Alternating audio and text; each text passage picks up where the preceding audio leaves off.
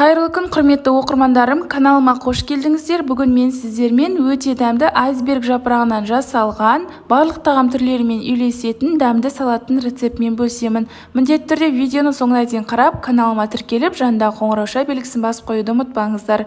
Ең алдымен қызыл сәбізімізді қабығын ашып, тазартып, корей күшінен осылай өткізіп аласыздар. Ұзынша етіп өткізгендеріңіз дұрыс, және де ірі көзінен өткізіңіздер. Содан соң 2 сарымсағымызды майда күштен өткіземіз. Егер күш болмаса, пышақтың көмегімен ұсақтап турасаңыздар болады.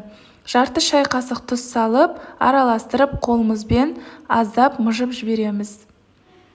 Келесі кезекте көк пиязымызды тазартып жуып аламыз. Содан соң осындай басындағы аппақ бөлігін дөңгелек етіп турайсыздар. Ал жаңағы жасыл бөлігін видеодағыдай ұзынша етіп тураңыздар. Көлемі 2 сантиметрдей болуы керек. Осылай ұзыншалап барлығын турап алыңыздар. Содан соң жаңағы барлығын бір ыдысқа салыңыздар.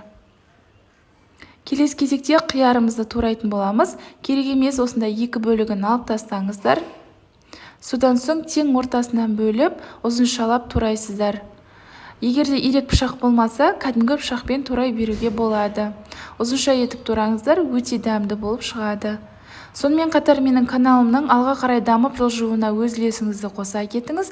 Міндетті түрде видеоны соңына дейін қарап, осы видео ұнаса лайк басып, комментарий бөлімінде өз пікіріңізді қалдырыңыз.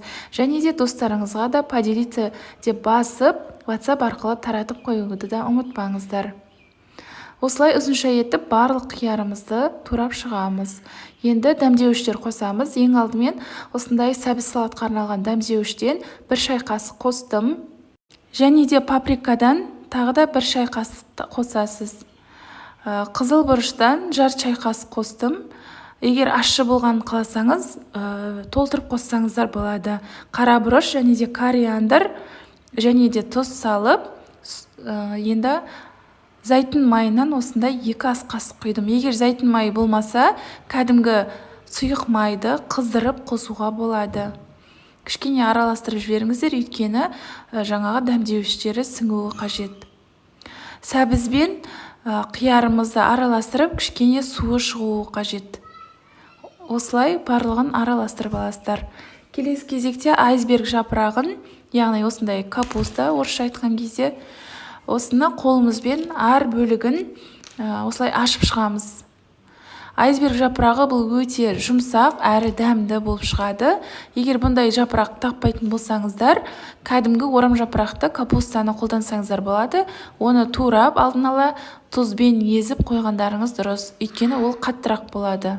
Айсберг жапырағын осылай барлығын бөлігін ашып алдым. Енді видеодағыдай пышақтың көмегімен ұзынша етіп, 4 бұрыштылап толықтай турап аласыздар. Бұл жапырақ өте жұмсақ, әрі өте жеген кезде де жаңағы тез желініп, тез бөлінеді. Енді барлығын осылай турап алдым. Толықтай бір бөлігі кетті, яғни бір айсберг жапырағы көлемі үлкен болмайды. Бір домалағынан, осындай айсберг жапырағын домалағынан 4-5 орташа тарелкада салат шығатын болады. Енді қолымыздың көмегімен жақсылап тұрып, барлығын сіңдіріп, араластырып аламыз.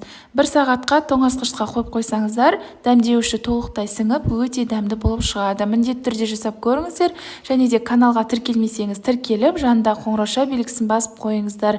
Бұл салат барлық тағам түрлерімен үйлеседі, сондықтан міндетті түрде жасап көріңіздер. Ас болсын.